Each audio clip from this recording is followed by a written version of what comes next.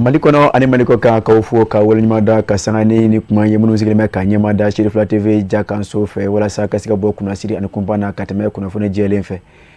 ka fo Abraham kuna fone wati seleye ninye kuna fondicho swala somimbe arrondissement sisi uyera maraka fo kona na Bamako kono ode sugandira wala sa kasika barado sigisi ka munu beke sababu ka galabu kurado akasi kaninkura fie kulula munu sigime yera maraka fo kono Bamako faba kono wala sa munu okabaro beke sababu ka demeta kanyeshi lakana tikila mbogo umo abara labeba odeye commissariat à la réforme du secteur de la sécurité hukumu kona na bara yi a bulodame kanyeshi yera maraka fo sabade ma Bamako kona na agale duruna ani aworona lanyini bamimbe ala odeye kasega alibi bara kenyonya chari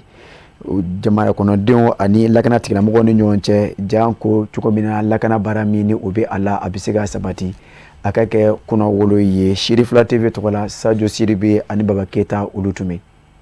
ni ɲɔgɔn baro in a kun tɛ fɛn wɛrɛ min b'a to jamanadenw ni fintigilakaw u bɛ se ka ɲɔgɔn kan fɔ cogo min na bɛn bɛ se ka k'u ni ɲɔgɔn cɛ baara kadara kɔnɔna na cogo min na ko sabula fintigilakaw sigikan kelen min b'u la o de ye ka manifɛnw n'u bololafɛnw na kana nga i b'a ye k'a fɔ jamanaden caman to o kalama k'a fɔ ko n'a fɔra kunu i ye fintigilaka ye i ni jamanadenw cɛ baara gɛlɛya caman kun b'a la walasa ka o gɛlɛya ninnu bɔ yen nin kɛnɛ sigikun ye o de ye ka ɲɔgɔn nafaamu k'o caya komi sisi ɲɛmaw y'u ka hakilina di ka jira k'a fɔ ɲɔgɔn nafaamu baro in a nafa ka bon kosɛbɛ u kan lafaamuyali kalan min bolodala an ka mairie la o kɔni ne bɛ se k'a fɔ fɛn ɲumanba de don parce que jamana y'a yira k'a fɔ comité kulu dɔ de kan ka sigi commune bɛɛ la min bɛ lakana kuma fɔ n'o ye comité consultatif de sécurité bon a membre b'an fɛ yan n'i y'a composition lajɛ a composition na dugutigilakaw b'a la sifinnakaw b'a la mairie mɔgɔw b'a la force de défense et de sécurité n'o ye kanna tigilamɔgɔ ye olu b'a la diinɛ tigilamɔgɔw fana b'a la donc sisan ni an nana ka n'o jɛkulu sigi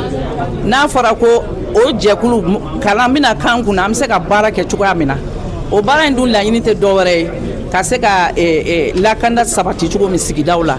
ni mɔgɔ nana ka na o baara kɛcogo ɲɛfɔ an ye an bɛ foli de di o baara tigilamɔgɔw ma foli belebeleba parce que a b'a to an bɛ baaraw ɲɛdɔn a b'a to bɛɛ b'a dɔn min kan ka min kɛ bɛɛ b'i jɔyɔrɔ dɔn a bɛ se ka kɛ sababu ye ka lakana sabati sigida la. Nin tile kelen baara in ni a ɲɛnamayara commissariat à la réforme du secteur de la sécurité maaw fɛ kun kelen min b'a la o de ye ɲɔgɔn nafaamu u bɛ se ka kɛ fintigilakaw ni population cɛ cogo min na ani fana ka kanbɛn kɛ u ni ɲɔgɔn cɛ ko sabula n'i y'a jateminɛ fintigilakaw baara kelen min b'u la o de ye ka manifɛnw ni u bololafɛn na kana a kana kɛ o kana kɛ siranya ye jamanadenw dusukun na o de kadara kɔnɔna na nin tile kelen baara ye a kun ye fɛn min ye min b'a to jamanadenw bɛ se ka bonya ta cogo min na ka a ɲɛsin fintigilakaw ma u ka baaraw hukumu kɔnɔna na. Bi an nana commune wɔɔrɔnan na ka na ɲɔgɔn kumaya kɛ ɲɔgɔn kumaya mun ye lakana sira kan parce que aw yɛrɛ b'a dɔn lakana bilama ani kunun ta tɛ kelen ye fɔlɔ mɔgɔw tun hakili la lakana ye faamaw dɔrɔn ka baara ye bi na ko yɛlɛmana sisan an bɛ ka taa lakana ye mun ya lakana fo ka kɛ adamaden yɛrɛ ka lakana ma ça veut dire que bɛɛ de kan ka lakana kɛ mɔgɔ min i kelen i kan ka lakana kɛ i ka so i kan ka lakana kɛ jamana la i kan ka lakana kɛ ka kibaruya di lakanabaw ma jatigɛ wale kɛlɛbaw ukuru ka kibaruya di lakana o fana lakana dɔ ye donc ça veut dire que bɛɛ de kan ka lakana k'i kungo ye o de kama an wulila ka se commune 6 la bi an nana pour que an ka ɲɔgɔn kumaya parce que commune 6 la yan an ye comité dɔ sigi o comité cakɛda bɛɛ b'a la faamaw b'a la bololabaaralakɛlaw b'a la tɔn wɛrɛw bɛɛ b'a la sigida mɔgɔ bɛɛ b'a la bɛɛ représentant la donc o kun ye mun ye parce que a bɛ se ka kɛ ne ye lakanaba ye jatigɛ wale dɔ bɛ kɛ yɔrɔ dɔ la ne t'a dɔn e ye duguden ye e bɛ quartier kɔnɔ e ye dɔ ye i m'a faamu i kan k'a lase faamaw ma an ye karisa y'an ka quartier kɔnɔ an ka sigida kan an m'a faamu donc a kun bɛɛ de y'o ye. hakilina in ni a daminɛna kabini juin kalo tile 10 a bɛ commune 3 de kɔfɔ kɛrɛnkɛrɛnnenya la commune Gale commune duruna fo ka taa se commune wɔɔrɔnan na ni olu yɛrɛ ka baaraw kulobakali daminɛna bi hakilina tabaw y'a jira k'a fɔ kun kelen min b'a la o de ye ka ɲɛfɔli kɛ population ye k'a fɔ finitigilakaw ka baara ye fɛn min ni fɛn min ye ka da don o la k'o ɲɛfɔ ani fana min b'a to kanbɛn ani danaya o bɛ se ka sabati finitigilakaw ni population cɛ cogo min na o de ye kɛnɛ in kunba ye. Police de proximité fɛn wɛrɛ tɛ police de proximité n'i y'a fɔ mɔgɔ hakilila polisi yɛrɛ de ko don o dɔrɔn tɛ o police ye kɛwale de ye parce que an y'a jateminɛ n'u yɛrɛ ye mankan ninnu bɛɛ juguya danaya tɛ tuguni dugudenw ani faamaw ni ɲɔgɔn cɛ danaya tɛ service mɔgɔw ani dugumɔgɔw ni ɲɔgɔn cɛ hali maires ani dugumɔgɔw danaya t'u ni ɲɔgɔn cɛ an ko sisan il faut que an ka sigi an ka kuma bɛɛ k'i hakilina ta kɛ kelen ye maire man ka bi dugumɔgɔ kan dugumɔgɔ b'a dɔn a ka kɛ mun ye a fana kan ka o bɔ a sira fɛ c'est comme maintenant au lieu que dugumɔgɔ n'a ye policier sisan parce que bɛɛ b'o de fɔ i bɛ siran sani ka siran i k'a miiri k'i dɔ don i k'a miiri k'e kan k'a dɛmɛ a ka baara la ni e y'o dɔn a ka ca ala fɛ aw bɛ kɛ ɲɔgɔn baara kɛ ɲɔgɔn ye parce que ni i ma da mɔgɔ la ni sirannen bɛ mɔgɔ ye i tɛ se ka taa kibaruya d'a ma parce que i t'a fɛ a ka ɲɔgɔn yɛrɛ parce que waati dɔw tɛmɛna hali n'i ko mɔgɔ ma ko an ka taa polisiw fɛ yen nɔ baara don mais sisan an ka kɛwale ye mun ye an bɛ fɛ ka bɛɛ k'a faamu ko polisiw bɛ olu de kama. an bɛ lajɛna k'a fɔ baara in kun cɛra ni jajira ye min ni o ye commissariat à la réforme du secteur de la sécurité olu ka baara kunbabaw ka ɲɛfɔli k'o la ni ka tila ka a kun cɛ ni photo de famille ye. An bɛ bɔ Bamakɔ k'an kunda Sikaso marabolo kan ka taa bisimila minɛ Yiringaso dugu kɔnɔ ka ladɔnniya k'a fɔ ye Elhaji Vamara Sanogo o de taara ka kɛ Yiringaso dugutigi kura ye walasa ka sigi dugutigiya golo kan hukumu kɔnɔna na don kɛrɛnkɛrɛnnen dɔ taara ka kɛ nisɔndiya ani muguri ye min baaraw kɛra ka bɛn ni juin kalo tile 19 san 2026 ye ka ladɔnniya k'a fɔ ka sanga ni don nisɔndiya ani a muguri ye maaw de bɔra diɲɛ fan caman fɛ Yiringaso ani a dɛfɛ dugu la walasa ka se ka na Elhaji Vamara Sanogo ta ka bila Yiringaso dugutigiya la Shirifula TV tɔgɔ la min sɔrɔla an ka jɛ ka ɲɛmada o fɛ. Elhaji Vamara Sanogo de taara ka kɛ Yiringaso dugutigi 26nan ye o min ye yɔrɔ ye min bɛ miiriya yɛrɛmara kafo fɛ ɲɛna cercle kɔnɔ kilo 79 bɛ ani Sikaso dugu ni ɲɔgɔn cɛ ka sanga ni a sigili nisɔndiya ani a munyamunyaw ye dugudenw bɔra fan caman fɛ walasa ka na kɛ seereya ye a baaraw la. K'a fɔ ko Vamara de bɛna kɛ dugutigi ye a diyara anw ye fo ka dama tɛmɛ parce que Yiringaso bɛɛ de nana a dugutigi sigi la munna a bɛ ka baara min kɛ ka kɔrɔ ni a bɛ ka dugu fara ɲɔgɔn na fo kana se bi ma kana kɔrɔya s'a ma fo kana se bi ma bon an m'a tɔgɔ jugu mɛn donc an minnu ye denmisɛnninw ye an bɛ tugura a kɔ pour que a ka dugutigiya ka se ka diya a mana fɛn o fɛn fɔ aw ɲɛna an bɛɛ ka wuli ka bolo fara ɲɔgɔn kan ka dɛmɛw kɛ pour que u bɛ se ka kɛ ka ɲa ka na ni a nisɔndiya a yɛrɛ ka nisɔndiya an b'o de kɛ jamana kuntigi an ka ni min ye Asimi Goyita ye an y'a fɔ ka dante fɔli min na ani dugutigi yɛrɛ ka dugutigi yɛrɛ fo ka jamanadenw bɛɛ fo ka armée Mali fo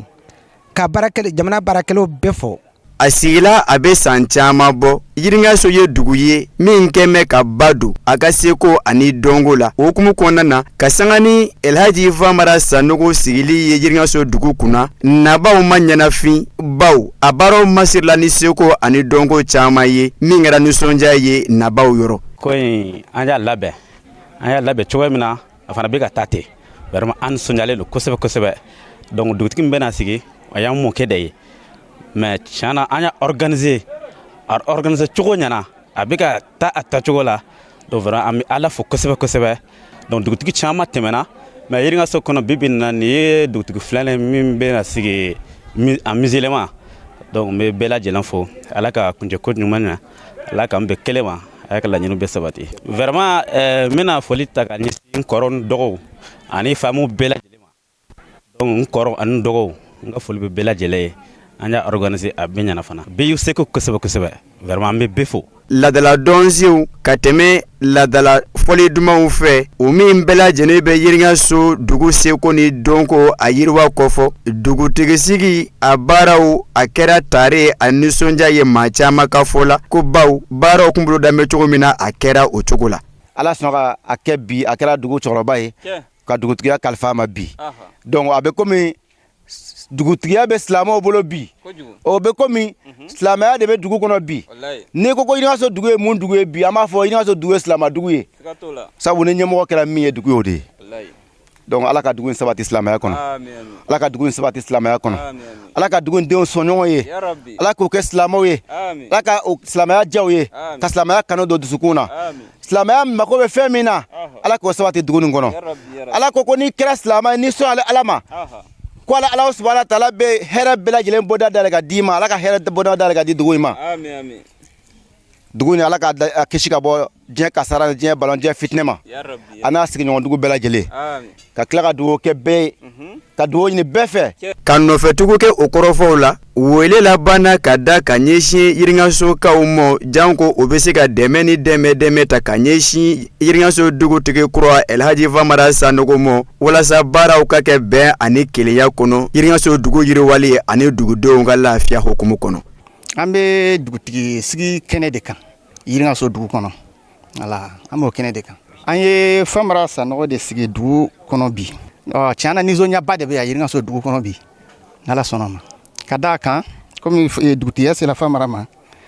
donc an nana Famara de sigi dugu kɔnɔ o nisɔndiya kɛnɛ na an b'o de kan bi an nisɔndiyala ka kɛɲɛ ni baara kɛcogo ye ka d'a kan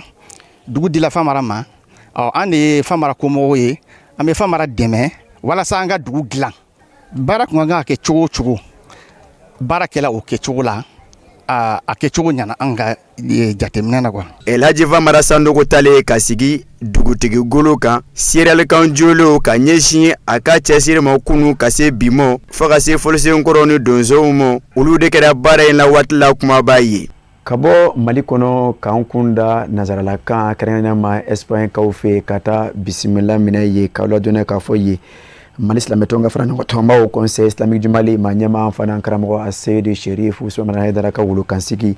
Aseyidi Sherif Ahmed Tidiane Haidara a kunbɛla Espagne kɛrɛnkɛrɛnnama Madrid o pankuru jigi belebele kɛnɛ kan silamɛya dɛmɛtɔn anisarow ni kanu ɲɔgɔn fɛ k'aw ladɔnniya k'a fɔ ka sanga ni Sherifu nali ye o bɔra nazarala jamana caman na ka fana Espagne kan walasa ka se ka na kunbɛliko ɲuman ta ka ɲɛsin zamzamiw ka wolokansigi ma o min ni a bɛ taamana nazarala jamana dɔw kɔnɔna na ka sanga ni silamɛya dɛmɛtɔn anisarow olu ka wele dali ye a ye kunbɛli kɛnɛ kan Espagne kaw fɛ min sɔrɔla an ka jɛ ka ɲɛma da o fɛ a bɛ lakali Amadu Kamara de fɛ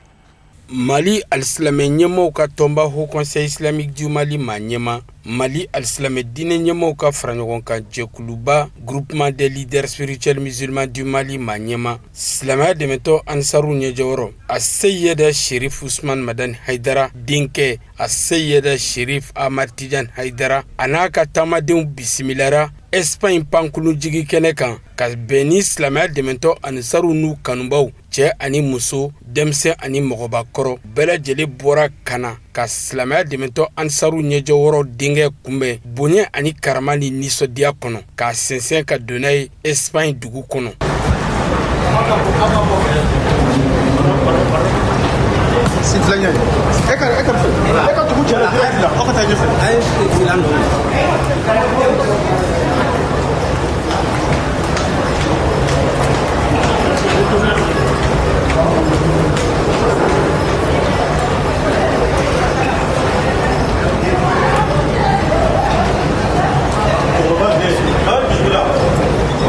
Dorete an bɔra Itali kana an nana an ka seko an karamɔgɔ n'o ye silamɛya jigi Aseyidi Sherif Ahmed Tidiane Haidara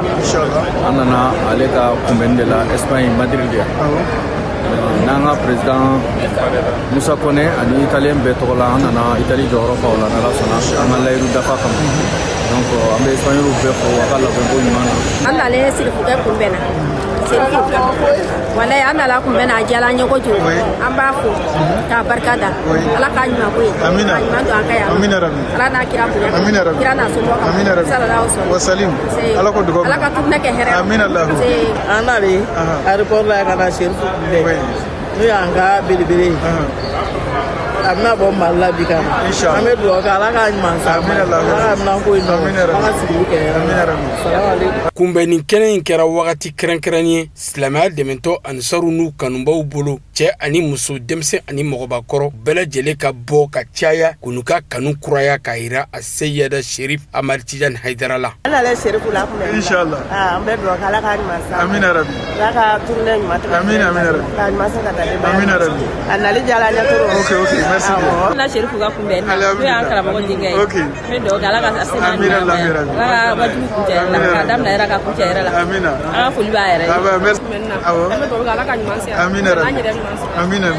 ala ka dugawu minɛ ani baraji yan fɛ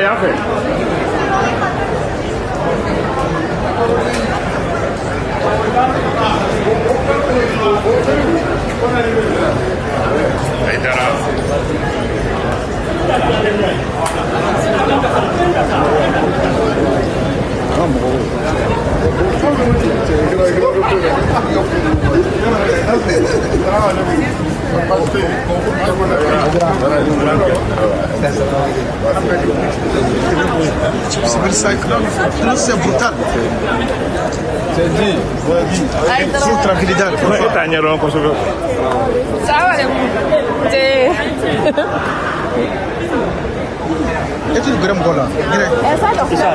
an b'aw la dɔnniya k'a fɔ ko a seyɛda sherif amadu tijani hayidara ka Espagne ta a bi mɛn kala kalibaw wajulu kɛnɛw bɔɲɔgɔn yew olu kɛnɛw caman la sigi a ka nin tile fila taama senfɛ ka ɲɛsin Espagne silamɛya dɛmɛtɔ ansaru n'u kanubaw ma fan o fan nisɔndiya ni muɲamuɲaw o ma kɔtigɛ fansi fɛ baw sherifikɛ yelen silamɛya dɛmɛtɔ ansaru n'u kanubaw bɛɛ lajɛlen girin bɛ u ka nisɔndiyaw yira a la k'a bisimila k'a jira la k'a fɔ ko a nana a nawɔrɔ la baw u labɛnnen bɛ su ani tile ka silamɛya dɛmɛtɔ ansaru ɲɛjɔyɔrɔ a seyɛda sherif amadu tijani hayidara n'a ka taamadenw k'u bisimila Espagne dugu kɔnɔ ka to hali bi Espagne kaw fɛ ka ladɔnniya k'a fɔ Zamzam y'u ka wolokansigi a seyɛda sherif amadu tijani hayidara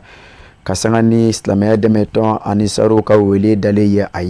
a ye wajulu belebele baaraw dɔw kɛ Aragon dugu kɔnɔ Espagne kaw fɛ ka ladɔnniya k'a fɔ wajulu baara in sen fɛ a seriya la silamɛya dɛmɛtɔ ansaru ni alisilamɛw caman fɛ o kanuɲɔgɔnw minnu bɔra fan wɛrɛw fɛ walasa ka se ka na o tulo nɔgɔ bɔ ka sanga ni lamɛnni ko ɲuman kɛli ye o fɛ ka bɔ Zamzam y'u ka wolokansigi ka laseliw la hali bi Amadu Kamara ale bɛ ɲɛfɔli kɛ o ko kun kan. Ni ye silamɛya dɛmɛtɔ ansaru ɲɛjɔyɔrɔ a seyɛda sherif Usman Madani Hayidara denkɛ a seyɛda sherif amadu tijani hayidara ye Espagne dugu kɔnɔ wajulu kɛnɛ belebele labɛnnen bɛ ka wele bila silamɛya dɛmɛtɔ ansaru n'u kanubaw ma ka bɔ Espagne a n'a lamini bɛɛ lajɛlen na kɛnɛ in sɛbɛkɔrɔ denbayara n bɛ yan ni cikan fila ye a fɔlɔ ye n bamuso ta ye musokɔrɔba a ko ko n'an sela bi kɛnɛ kan ko ka sherifu fo ko k'a fɔ ka b'a ka samakan dɔ a da ka taa cɛkɔrɔba fo Mali la 2016 sherifu bɔla Logoroɲɔ komi n furumuso Aja Salimata bɔla k'a fɔ cogo min an dun y'a ye sherifu ye jaw la ni imagew la mais k'a fɔ k'an ye gɛrɛ k'a ye physiquement k'a sigi ka masa ala o kɛla 2016 la donc sherifu olu bɛ lɔn ni ko dama dama ye ni k'o lɔn dɔrɔn ni k'o ye dɔrɔn mɔgɔ min ni ka dɔɔni kɛ kalan na i b'a ye olu ye diinɛ kɔlɔsibaaw ye u bɛ weleli kɛ ka taa Ala ma fɔ ni seereya b'o la an ka directeur bɔla k'a fɔ sisan ko cɛ kelen tɔgɔ caman donc ko b'a wele ko Kinibolo a y'o exemple dɔ yira an na Logoroɲɔ parce que wajuli kɛnɛ kan n bamuso tun bɛ yen ko n furumuso bɔla k'a fɔ ɲam ma musokɔrɔba dɔtɔ la dɔrɔn a ye dɔrɔn a wulila ka bɔ a sigiyɔrɔ kɛ ni ɲɔngiri a kɔrɔ parce que n'o y'a fɔ dɔrɔn o b'a a exemple yira an tilala o la wajuli fana banna a ko président ma yan an bɛ taa so kɔnɔ k'a bɛ tɛmɛ an fɛ so kɔnɔ taala ka taa musokɔrɔba fo a ye fɛn min sɔrɔ wajili kɛnɛ kan ye a y'a kuru ta k'a don musokɔrɔba bolo donc n bɛ fɛ ka secrétaire général a kuma le fɔ ji la bon anw tɛ tugu mɔgɔw kɔ gansan parce que an ye dɔɔnin kalan voilà donc n'an ye min kalan n'an y'o de la an bɛ danaya de la. Silamɛya dɛmɛtɔ Ansaru bɔra ka caya ka ye nin wajulu suba in kɛnɛ kan min ɲɛnɛmayara a Seyɛrɛ Sherif Amadu Tijani Hayidara fɛ. An bɛ Ala fo an tɛ sitanɛ gɛn sabula cɛ min b'an bolo n'o ye Seyɛrɛ Sherif Amadu Tijani Hayidara ye ale bɛ yɔrɔ yɔrɔ sitanɛ ten Ala k'an nafa n'a barika ye an b'an fa fo a n'an karamɔgɔ a n'an ka sababu ɲuman Ala k'an n'a simaya a bɛ fɛn min fɛ duɲa hɛrɛ lahara hɛrɛ Ala k'o di an ma Isilamu ye duɲa tɔɔrɔ lahara tɔɔrɔ Ala ka don an n'o cɛ ale sara t'an bolo Ala k'a sara ni hɛrɛ ye an bɛ kɛnɛ min kan nin ye kunnadiya kɛnɛ de nin ye waso kɛnɛ de anw bolo ka nin sirifukɛ in sɔrɔ an bolo yan nin ye waso kɛnɛ de an bɛ Espagnol fo ka ladonko ɲuman na a daminɛ n'u fɛ yan hɛrɛ la Ala k'a bɛɛ kuncɛ hɛrɛ la sirifukɛ min b'an bolo mun jɔrɔ bɛ ne la don dɔ la a bɛ gɛlɛya an k'a lasɔrɔ Occident n'o ye kuma Europe Asie Amérique an bɛɛ lajɛlen faralen don ɲɔgɔn kan mais fɛn b'i bolo wagati min na i jija i k'a tɔnɔbɔ wagati. Wajulu su kɛnɛ in a kɛra wagati kɛrɛnkɛrɛnni ye nabagaw bolo k'u ka kanu n'u ka nisɔndiya k'o yira a Seyɛrɛ Sherif Amadu Tijani Hayidara la ka bɛn ni a nali ye Espagne dugu kɔnɔ. An bɛ Ala fo k'a barikada an kɛlen k'an yɛrɛ sɔrɔ nin yɔrɔ sanumanba in na ka bɛn nin waati kɛrɛnkɛrɛnnen ma an bɛ silamɛya san kura de la o la an k'an yɛrɛ ye Ala ko la ka bɛn ni san yɛlɛma ye o ye Ala tanu ko ye. An y'a daminɛ ni Ala ko ye cogo min Ala ka san laban bolo ni Ala ko ye cogo kelen ye. An bɛ nin kɛnɛ labɛnbagaw fo n'o ye Fadi Occident ye Ansari minnu bɛ diɲɛ jamana kɔfɛ jamanaw la nin ɲɔgɔn na koba labɛnni international an ma dan sɔrɔ a la ka diinɛ lase tubabu jamana kan o ye koba ye mais ka kira somɔgɔw wele ka n'a kɛ o de b'a bɛɛ sanfɛ aw minnu sera k'o kɛ an b'aw fo ka barikada. An tɛ ɲinɛ an bɛ jamana min kɔnɔ n'o ye Espagne ye an bɛ a tɔndenw ni a kanubagaw ani mɔgɔ bɛ kɛnɛ kan an b'o bɛɛ fo k'a barikada. An ka ɲɛmɔgɔw ko n'an sera yan an ka foli di yan Ansaru ma Europe Ansari bɛɛ kɛrɛnkɛrɛnnenya an bɛ dugu min na n'o ye Espagne an bɛ jamana min na n'o ye Espagne ye ka foli d'u ma. Espagne Ansaru ka cɛsiri anw bɛ a nɔ ye anw fɛ Bamakɔ ye. An ka événement ba foyi tɛ labɛn k'a bɛ fɔ Espagne kɔ a ma deli ka kɛ. An bɛ foli ɲɛsin a ma anw ka fara ɲɔgɔn kan ko an bɛ Ala ta fɔ o sababu bɔra ale de la o la an bɛ foli ɲɛsin a ma o kɔfɛ an bɛ an ka sirifukɛ fo n'o ye Amadu Tijani Hayidara an b'a fɔ a ka bisimila a bɔra a ka so a nana a ka so o kɔfɛ an bɛ an ka seyida fo Seyida Amadu Tijani Hayidara a n'a balimaw minnu bɛ Mali kɔnɔ ani minnu bɛ diɲɛ yɔrɔ o yɔrɔ an bɛ bɛɛ fo ale tɔgɔ la k'an ka national président fo Bali Kɔnɛ a n'a ka jama an ka Udu ɲɛmɔgɔ Alasani Tera an bɛ foli ɲɛsin a n'a ka jama bɛɛ ma an ka n'anba minnu bɔra yɔrɔ o yɔrɔ la France Italie ka se Mali la délégation minnu taara an ka karamɔgɔ kan ka na an bɛ bɛɛ fo k'a fɔ bɛɛ k'i di bisimila. An b'aw ladɔnniya k'a fɔ ko a Seyɛrɛ Sherif Amadu Tijani Hayidara a ka Espagne nali a kɛra koba ye silamɛya dɛmɛtɔ Ansaru n'u kanubaw bolo cɛ ani muso denmisɛn ani maaba ka sabu kɛ serifukɛ yeli o kɛra yelen kura bɔli ye silamɛya dɛmɛtɔ Ansaru bolo u kana k'u ka kanu n'u ka layiduw kuraya a lase serifukɛ ma wajulu kɛnɛ in a kow bɛɛ lajɛlen kɛra bonya ni karama ni nisɔndiya kɔnɔ Espagne dugu kɔnɔ bawo wajulu kɛnɛ in senfɛ seereyakanw o ni kumakan sanumanw olu ma kɔtigɛ kuma kelen bɛɛ nisɔndiyalen don ka bɛn ni serifukɛ yeli ye Espagne jamana kɔnɔ foli kɛrɛnkɛrɛnnin kɛra ka ɲɛsin Mali alisilamɛ ɲɛmaw ka tɔnba Haut Conseil Islamique du Mali maa ɲɛma Mali alisilamɛ diinɛ ɲɛmaw ka fara ɲɔgɔn kan jɛkuluba groupement des leaders spirituels musulmans du Mali maa ɲɛma silamɛya dɛmɛtɔ Ansaru ɲɛjɔyɔrɔ la a Seyɛrɛ Sherif Usman Madani Hayidara ko in bɛɛ lajɛlen sababu ɲuman bɔra ale min na baaraw ka sɔrɔ ka kuncɛ ni dugawu kɛli ye diɲɛ kurukara bɛɛ lajɛlen. Ka to hali bi wajulu belebele in baaraw senfɛ ka jɛ ka ɲɛmada ni waati in na dakuruɲɛ fila fɛ ka bɔ Espagne silamɛya dɛmɛtɔn Anisaro o ma ɲɛma yɔrɔ minnu lasela a fɛ ka sanga ni a Seyidu Sherif Ahmed Tijani Haidara ale ka wajulu baara ninnu ye. An ka jɛ ka ɲɛmada a fɛ. Ni tournée belebele ni n'an ko a ma tournée européenne Ala ka daminɛ hɛrɛ la ka kuncɛ hɛrɛ la Ala kana basi si y'a la. An bɛ taamadenw ni kalandenw bɛɛ lajɛlen kalifa Ala ma Ala min tɛ kalifa tiɲɛ. O kɔfɛ an bɛ foli kunfɔlɔ di an ka dunanw ma ka ɲini Ala fɛ u y'an dɛmɛ an ka baara la Ala k'u dɛmɛ u kɔnɔko ɲumanw na. Ka daminɛ Faransi la n'o ye Adama Diallo ye a y'a sen bɔ a kɔnɔkɔrɔ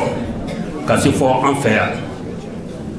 Maa min don cɛsiri min b'a la salon an y'a ye. Ni Amusaru ka baara wulila Faransi i b'a ye i yɛrɛ bi a dɔn k'a fɔ Adama a bɛ sɔn ka bana nin kɔfɛ tellement cɛsiri b'a la wa baara nɔgɔn t'a bolo dɛ. O de la n'an ye Amusaru ye tuma dɔw la k'e ka baara de bɛ se k'i dɛsɛ ka Amusaruya baara kɛ an bɛ kabakoya i la. Adama Diallo taxibolila de don Faransi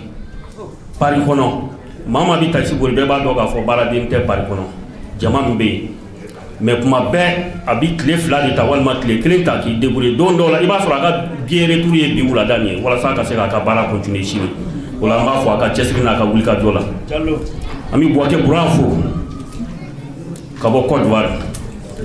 depuis salon a bɛ n'an dɛmɛ nin baara in na depuis a y'a mɛn dɔrɔn ko chefukɛ bɛ na a wulila k'i jɔ a ko président i ma kɔn k'a fɔ ɲɛna ko date ma se fɔlɔ wa lajɛ i bɛ se ka billet ta ko n bɛna lajɛ tile 2 dɔrɔn a ye n wele ko n ye billet sɔrɔ an b'a fɔ k'a bisimila a ka cɛsiri Ala k'an n'a dɛmɛ n'a ye. N'an bɔra ye an bɛ an balimamuso fo n'o ye Inaba ye a ye Amusaru kanu a y'u kanu depuis salon depuis aéroport la a bɛ kunbɛli daminɛ yen ka tila k'an bilasira ka na n'an ye ka tila tuguni k'an ka sigi don kɔnɔ an b'a fo kosɛbɛ k'a ni ce a yɛrɛ ye. An bɛ bɛɛ lajɛlen fo ka Filamori Konate fo Europe bɛɛ Occident bɛɛ représenté la ani Italie représenté la. O kɔfɛ an bɛ Mamadu So Adama Mariko an bɛ nin bɛɛ lajɛlen fo ka foli di bɛɛ lajɛlen ma. N'an bɔra ye an bɛ Espagne yɛrɛ Amusaru fo ka ɲini Sofu cɛ fɛ a ka foli k'u ye ka dugawu kɛrɛnkɛrɛnnen k'u ye. U ye an bonya n'an ma kɛ seereya ɲuman ye chefukɛ ɲɛkɔrɔ c'est comme an y'u janfa depuis an bɛ yen ko la gɛlɛya ti ban mais an ma foyi ɲini nɔgɔya la u fɛ k'u ma sɔn an ma Ala ka sira kan an b'a ɲini Ala fɛ Ala k'an n'u dɛmɛ. An ka président d'honneur an bɛ foli d'u ma kosɛbɛ ka ɲini Ala fɛ ni yɛrɛ bɔra yen don min na an ta ka kɛ u ɲɔgɔnna ye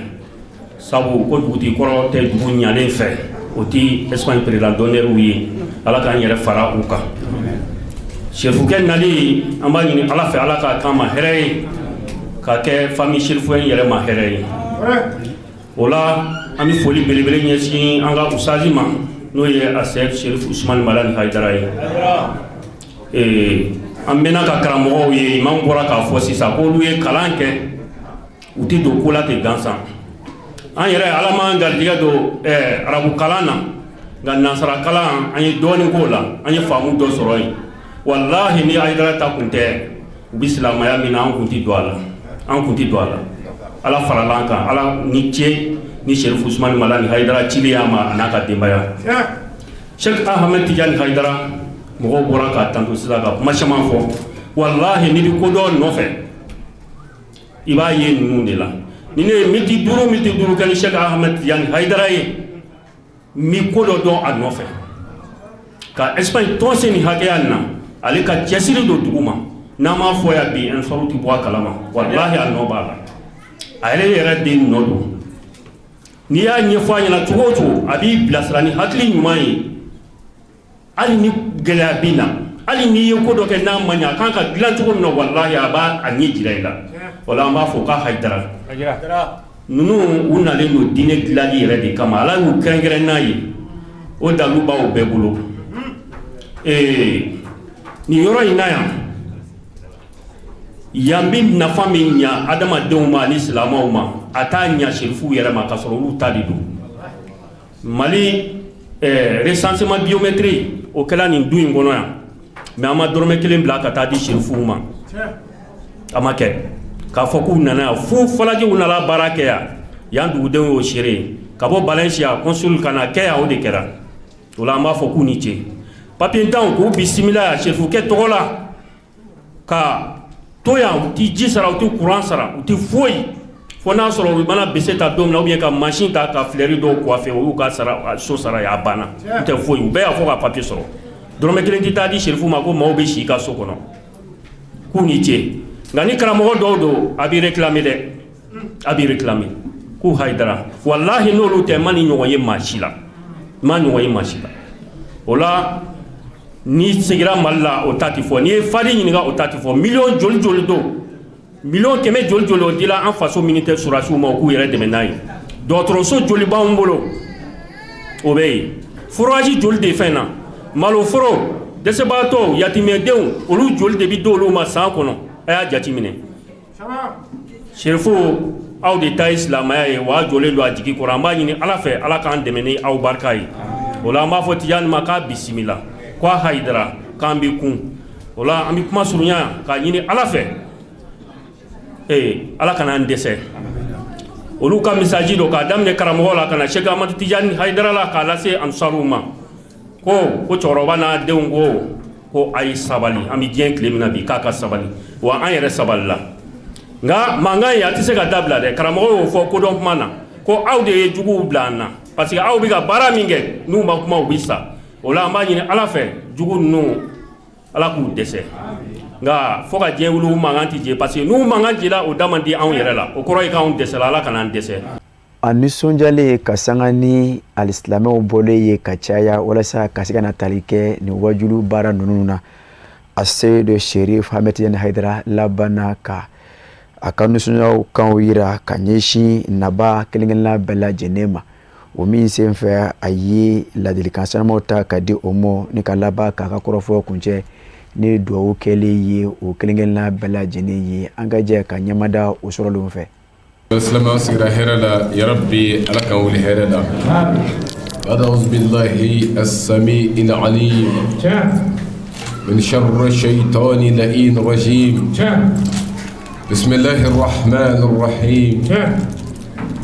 والصلاة والسلام على الجميل خلقا وعلى الكامل خلقا وعلى العظيم خلقا سيدي أبا القاسم يا رسول الله صلى عليك الله يا عالم الهدى ما حبت النسائم وما ناحت على الأيك الحمائم وعلى آل بيتك الطاهرين الطيبين وصحابتك غر الميامين والتابعين لهم بإحسان إلى يوم الدين ثم استحل ذكري قائلا رب اشرح لي صدري ويسر لي امري واحلل عقدة من لساني يفقه قولي وبعد السلام عليكم ورحمة الله تعالى وبركاته. وعليكم السلام. كا الله تغنيني كبو شيطان إبليس داينو تورما ka kalain daminɛ ni Ala tɔgɔ barikama ye diɲɛ hinɛ lɔkɔlen tigi Ala ko don ani lahara hinɛ kɛrɛnkɛrɛnlen tigi Ala kisi ani nɛɛma ani barika k'o ɲini a bolo a k'o kɛ kira ba kan ni Muhamadu sallallahu ta'ala alaihi wa sallam ani kira sodinɛ sanu ani kira jɛɲɔgɔn ɲumanw ani mɔgɔ ɲuman minnu faral'u kan ni baara ɲuman kɛ fo ka taa se ɲɛwuli ma an b'a ɲini Ala fɛ Ala ka ne ni aw bɛɛ lajɛlen ɲɛ u la o tɛmɛnen kɔ ka bɔ yen ka laban bɛɛ fo nin kɛnɛ in kan ni silamɛya ka folikan ye ni o de ye Ala ka kisi kɛ ne ni aw bɛɛ lajɛlen kan Ala k'an lahamu dilan Ala k'an sago d'a ma laban ko ɲuman bɛ Ala bolo Ala k'o nɔgɔya an n'aw ye kɔrɔta wasa Ala ta don ya Rabbi Ala k'o di an n'aw ma Ala kana an labila Ala kana an dɛsɛ Ala k'o k'a ka Alaya kama ni ala kira horomay صلى محمد وآله الحمد لله بأنبي أنبدو فيا أسمعي دكو كنو ولا مين بويل زرابوزا شريف لا دوبا كنو الحمد لله ني جمعية أنصار الدين الإسلام نقليني كفصيدي شريف عثمان مدان حيدري أكاد دين دي كان بوهولا إيروبوكا فرانيونغا كان يبارك على صنع نينا كالاتك أنغا نيوي سان 2026 كاسكي كوكرا لأني من بي أما فوسا وموسا يني Europe konna jamana chama nubu faranyon ka kalaini angata ancien jobula Espagne Italie France ani kafra Allemagne Malta ani Belgique jamana chama minnu b'a laɲini an sen ka jɔw la ala sɔnna ɲinan ta o sigi labɛn yan sirifila du yɛrɛ kɔnɔ nin ye fɛnba de ye nin ye nɔ belebeleba ye min yirala min bɛ an bolo o de ye nin taama ye nin y'a daminɛ ye k'a ɲini ala fɛ ala k'a daminɛ hɛrɛ la ka kunjɛ o hɛrɛ in na an bɛ fasodenw minnu bɛ Espagne dugu kɔnɔ yan maliyɛnw ivoiriyɛnw burukinabew ani jamana caman wɛrɛw olu de faralen filɛ ɲɔgɔn kan nin kɛnɛ in kan yan ka na mun yira silamɛya ka kelenya silamɛya ka balimaya ani an ka don da kelen ka bɔ da kelen an bi o kɛnɛ in kan ka kɔn an donni ɲɛ an ka sigi kun kɔnɔ ani ɲɔgɔn bilasira kɔnɔ an ka foli an b'a kɛrɛnkɛrɛn an ka jamana in den bɛɛ ye ressortissant bɛɛ ka bɔ an ka farafin jamanaw kan ka sigi yan an b'a bɛɛ fo an bonyana yankaw fɛ an ba min ni a kumana immigration tɔgɔ la an b'a fo n'o ye Inaba san o san a b'a ka baaraw bila ka na fara an kan ka na fasoden ɲumanya k'a yira an na a b'an kunbɛn kabiri aéroport de la wa an ka sigi ninnu a si tɛ fɔ a kɔ déplacé ɲinan ta kɛra a salon ta kɛra fo Barcelone a déplacera ka taa fara an kan yen fɛnɛ ka baara kɛ an na u b'a kɛ ala de kama ani fasodenya kama an b'a ɲini hɛrɛ bɛ ala bolo ala k'o di ani u bɛɛ lajɛlen ma o fana b'a sɛnsɛn k'an kunda diɲɛ fan wɛrɛ kibaruyaw kan a bɛ lakali kafunɛ bacili de fɛ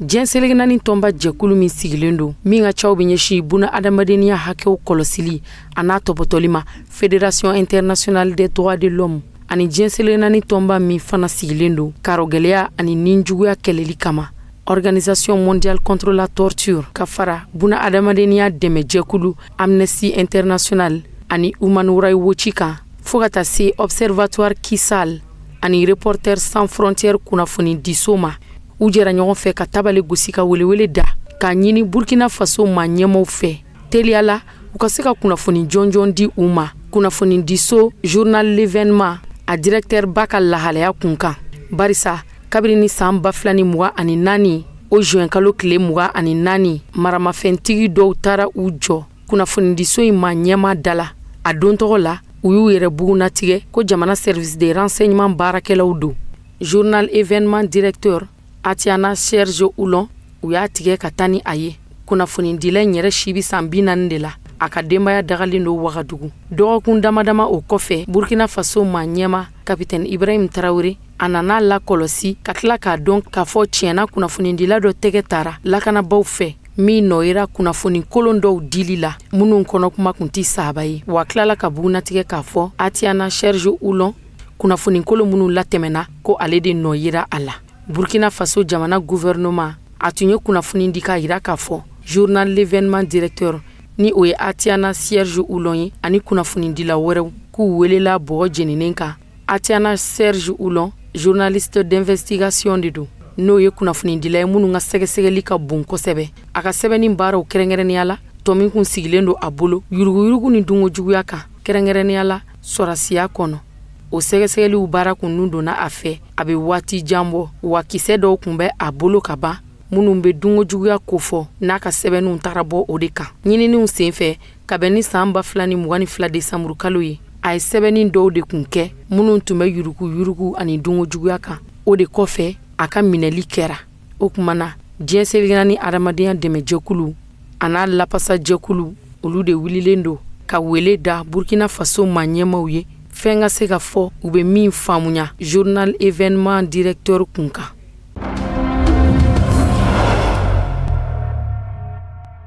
Sudan du Sud jamana kɔnɔna na kalata labɛnniba jɛkulu commission électorale a ye kunnafoni di ka bɛn ntɛnɛndon ma ka yira k'a fɔ kalataw olu dɔgɔdalen do ka bila desanburu kalo tile 22 nata la san 2026. Kabiri ni san 2022 waati kalata ninnu kun dɔgɔdalen do Sudan du Sud jamana kɔnɔ a kun kan ka kɛ nka bɛɛ ta a cɛra ka bɔ a dɔgɔkɔrɔ. Dɔgɔkura kun dara k'o bɛn san 2024 na o fana ma se ka bɔ a sira fɛ. O min dɔgɔdalen ye nin ye o de ye desanburu kalo natɔ ye o tile 22 ka kɔn kalata ninnu ɲɛ ni kalo 6 ye. Kalata labɛnniba jɛkulu commission électorale Sudan du Sud jamana kɔnɔ a bɛ kan ka gɛlɛya camanw de latɛmɛ ɲɛbila baaraw hukumu kɔnɔna na. Kalata labɛnniba jɛkulu commission électorale a ka gɛlɛyaw bɛ na sira camanw kan a kun laɲininen do Sudan du Sud jamana ma ɲɛmaw fɛ u ka baaraw lateliya yɛlɛma ka se ka don kalata taabolow la ani u ka se ka don dɔgɔda o k'a sɔrɔ ɲɛbila labɛnw bɛɛ lajɛlen sabatilen do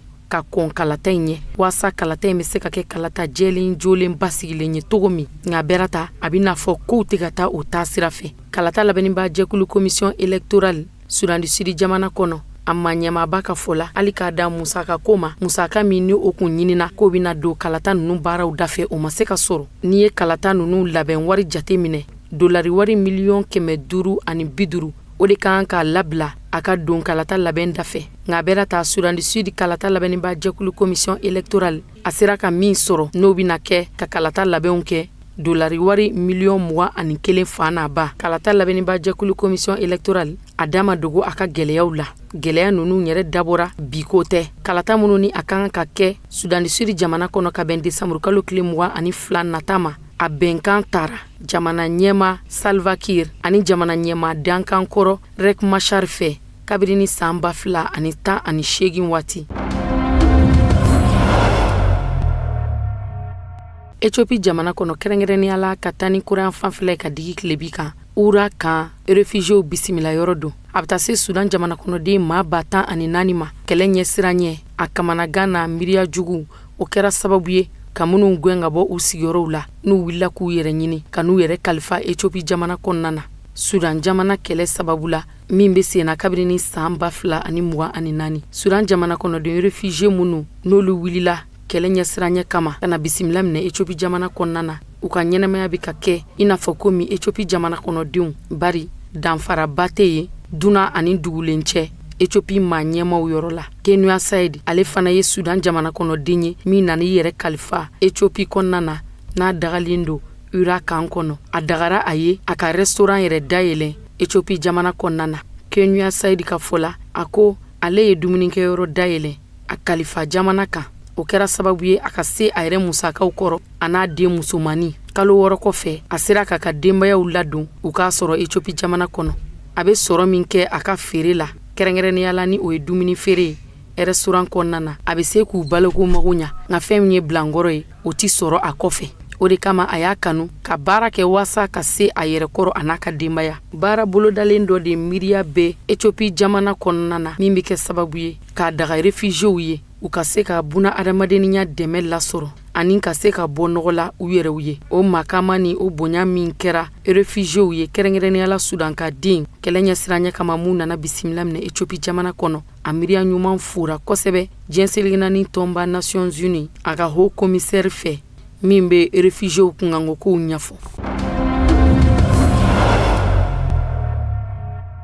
Kenya jamana ye sariya gɛlɛn ta ka dan sigi sojɔ baaraw la minnu tun bɛ senna Kenya jamana kɔnɔ n'a bɛ santiri dɔ ko fɔ santiri a kun bɛna kɛ Ameriki jamana ka Ebola fiɲɛbana furakɛli yɔrɔ de ye. Kɛrɛnkɛrɛnnenya la Ameriki jamana kɔnɔ den minnu bɛ yen nɔ n'u lajarabira ni Ebola fiɲɛbana ye olu de kun ka furakɛli yɔrɔ don. Kenya jamana minisiri min ni o ka caw bɛ ɲɛsin kɛnɛyako ma Aden Duale a welela tribunal ɲɛkɔrɔ k'a ɲangi sojɔ baara in yamaruya dili la a ka se ka jɔ Sudan kɔnɔ. Kɛnɛyako minisiri Adam Duale a yɛrɛ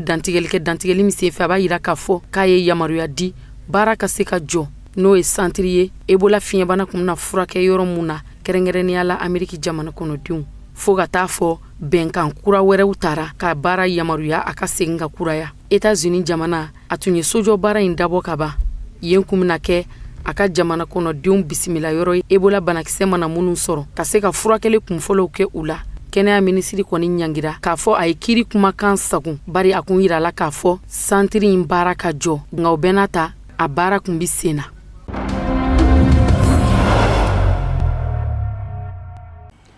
Ka segin ka aw fo kokura Mali kɔnɔ ani Mali kɔ kan minnu sigi mɛ ka ɲɛma da nin waati in na Sherifla TV Jakanso ma bawo nin bɛ kɛ sababu ka dansigi bi bamanankan kunnafoni na an sera ka min fara ɲɔgɔn kan ka bɛn ni kunnafonidiso ɲɛmaaya so fɛ k'a fɔ ala ka bɛn ani basigi na Mali jamana kɔnɔna na fo ka se diɲɛ fan bɛɛ lajɛlen ma a k'an bɛn diɲɛ waati wɛrɛ.